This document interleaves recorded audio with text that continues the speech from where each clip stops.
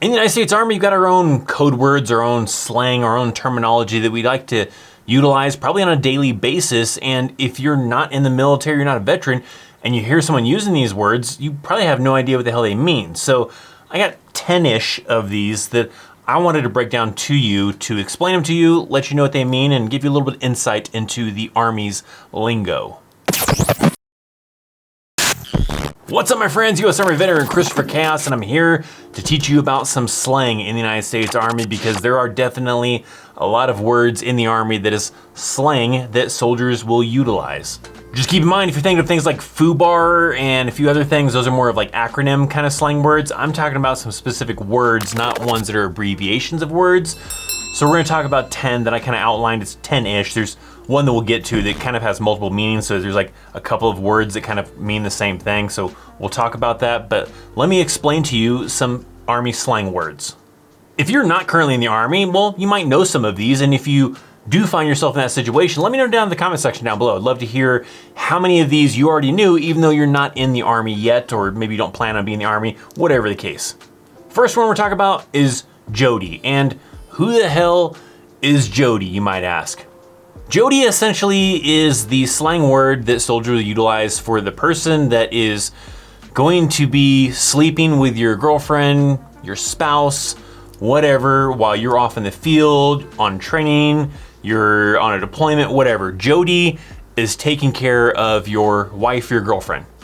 Technically, I think jody can be used for like women as well. I've just not heard it as commonly used in that way. Usually it's men talking about jody being a guy who's stealing your wife or your girlfriend, but maybe there could be some ways to use it to kind of represent that, you know, this female soldier has a female that's stealing her husband or her boyfriend or whatever. I think they have another terminology they use for the female version, but mainly the main one with jody is usually it's a guy that's stealing your girlfriend, stealing your wife or whatever, sleeping with them, and so jody's got your girl.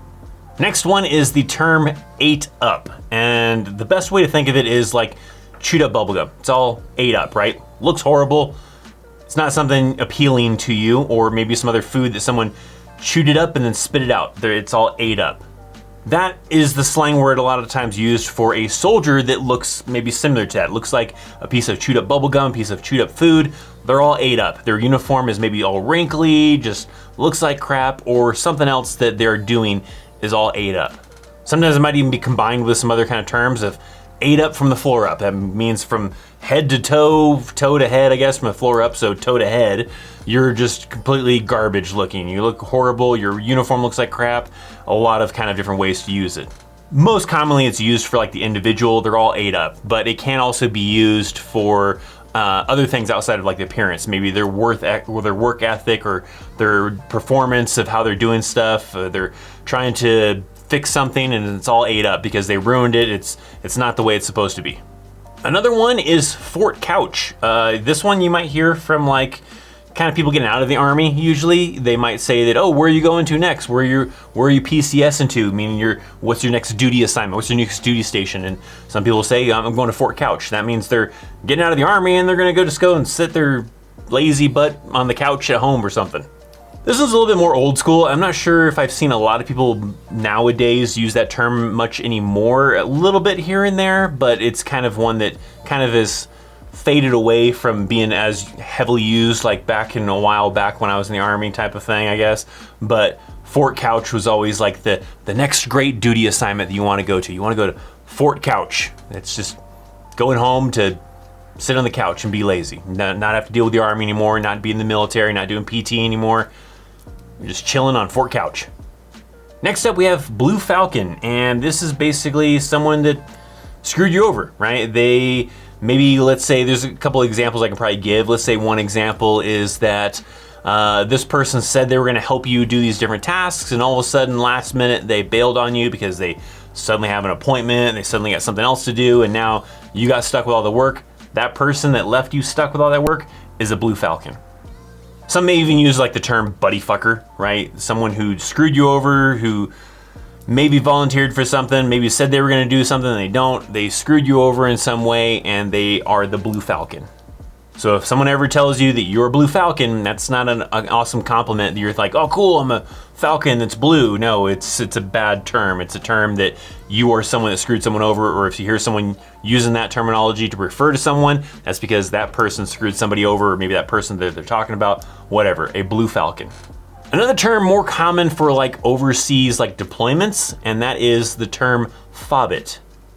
Kind of sounds like Hobbit, I guess. I mean, they're not really the same kind of a thing, but the term Fobit is what that comes from, is soldiers that just never left the FOB, right? That's the forward operating base, that's the main installation, maybe out on a deployment. Let's say you're out in Iraq, Afghanistan, whatever the combat deployment mainly is. If they are someone that never left the wire, then a lot of times people would refer to them as Fobits. They're people that just roam the FOB, roam that main installation on that deployment, never went out into the dangerous areas outside the wire, never had to go out on those missions. They just mainly stayed there. Sometimes it can still be referred to maybe for people that maybe rarely went out. Maybe they did still go out, but they didn't go out very often. Then a lot of people would call them Fobits. Not really something you utilize, like definitely not in garrison, and not that I've ever seen like on a training deployment. This is mainly like a terminology for like a combat deployment to refer to people that didn't go out on mission outside the wire into the dangerous areas on missions. Now, moving into the next one, don't think that just because they're this acronym that I'm about to talk about, or this slang word that I'm about to talk about, that they're automatically Fobits, and that is the term pogue.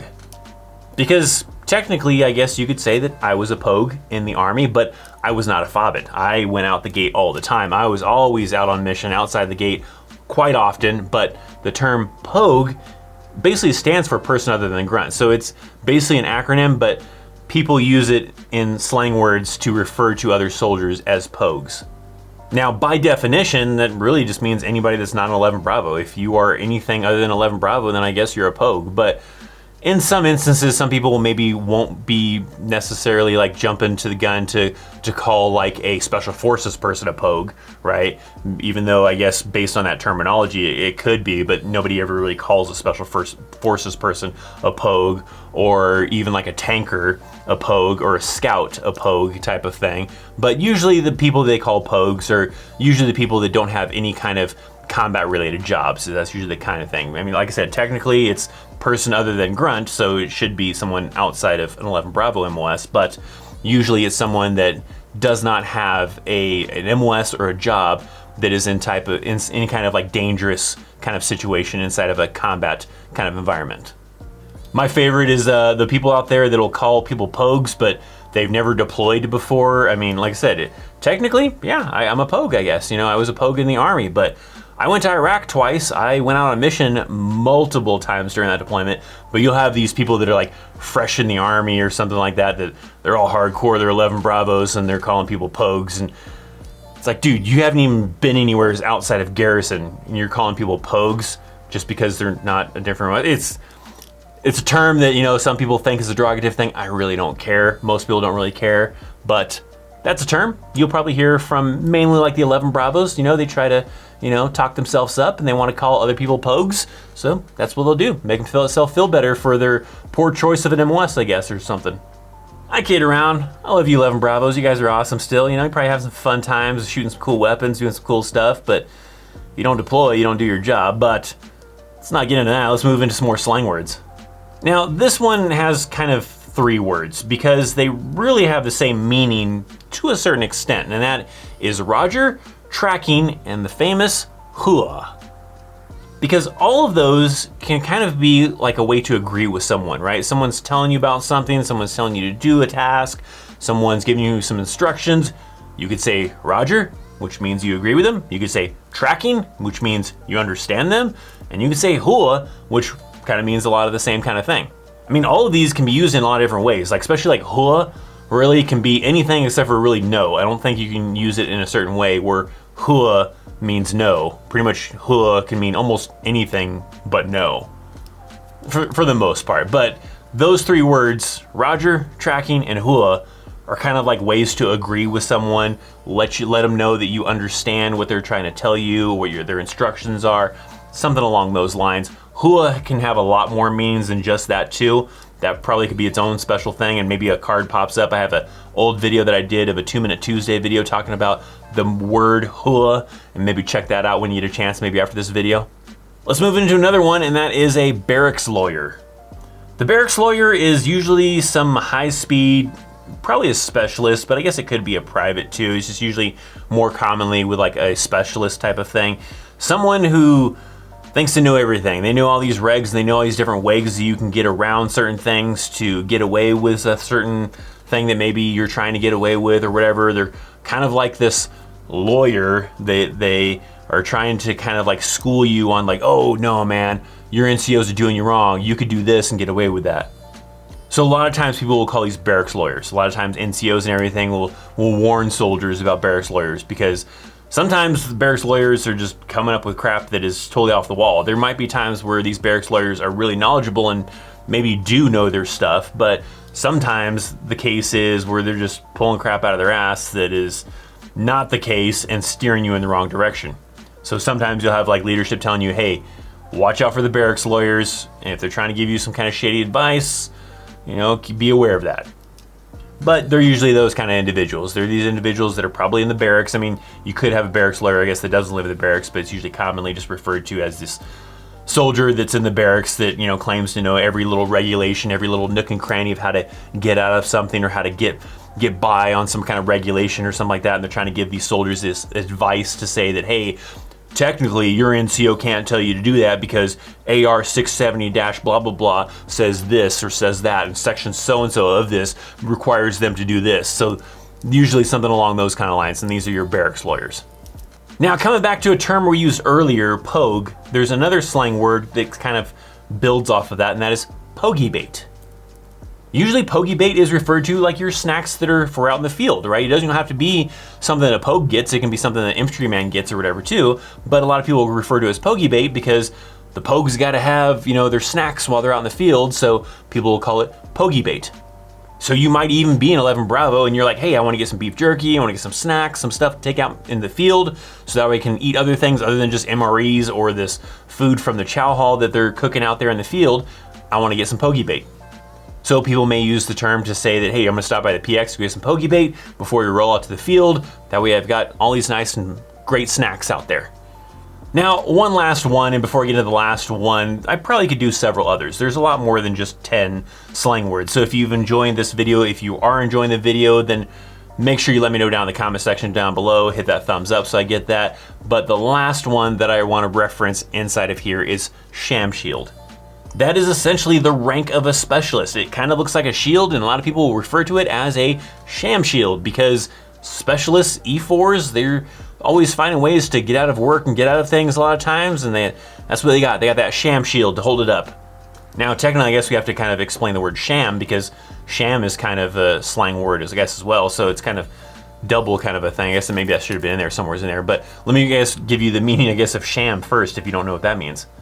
If someone is shamming, then they're probably out just relaxing somewheres. They're not busting their ass like certain other people are doing or something. If a bunch of soldiers were out like cleaning the motor pool and I was hiding inside of the motor pool somewheres chatting with my buddies, then some people might say that I'm shamming.